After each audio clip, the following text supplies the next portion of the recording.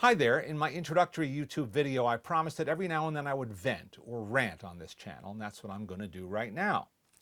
Here's a recent Los Angeles Times story about the newest thing in film distribution. No longer will they have to ship not just prints, but even digital prints of films. They're going to do their distribution by satellite. Well, that sounds very efficient, doesn't it? Sounds like a good step forward in terms of technology. But what could go wrong? Let me tell you. I recently attended my first live event at a movie theater. Now, some people have been doing this for a long time. My mom used to go to see the Metropolitan Opera this way, and millions of people do all over the world. It's great. So a friend said, you want to go see the Stephen Sondheim show, Merrily We Roll Along? They're doing the London production at one of these closed-circuit events. My wife and I said, yeah, great. So we all went. Cash-paying customers. We went to the local multiplex, and the auditorium was full.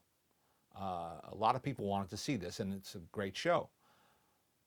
So what went wrong? Well, first off, when we arrived, they were doing a pre-show with promos for upcoming events, and the sound was off. Well, I considered that a boon. It was kind of a favor, actually, instead of having to listen to that endless repetition of promos. But as the show got closer to starting, little clock saying 5 minutes to showtime, 4 minutes to showtime, 2 minutes to showtime, people started getting nervous, and rightly so. And a few people called out, sound, sound please. And I called out, no one's listening, because mostly in theaters today, no one's there. There is no there. It's not like the old days when you were hollering up to a projectionist in a booth. Doesn't much happen anymore.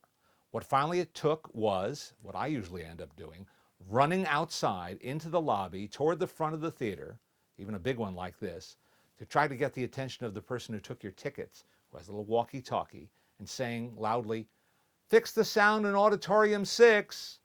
And they go, uh-huh, and they use their walkie-talkie to send that message to the one person who's probably supervising all 16 screens at once. And that's how it finally gets fixed. And it got fixed in the nick of time. But being a play, at the end of Act 1, there was a 15-minute intermission. The sign comes up, intermission, 15 minutes. But the house lights didn't come on. There was no one to turn them on.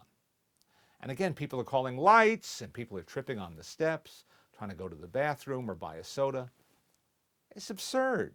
Absolutely absurd. So what could go wrong? Anything can go wrong because movie theaters still need people.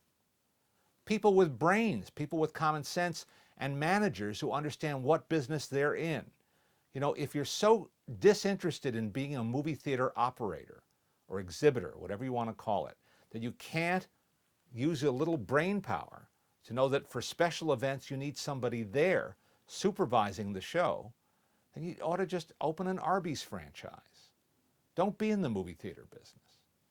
Now, of course, why do people prefer certain theaters? Here in LA, there are good theaters, good chains like the Laemmle chain, and great theaters like the ArcLight that do take that extra measure of care and commitment and give you a better experience.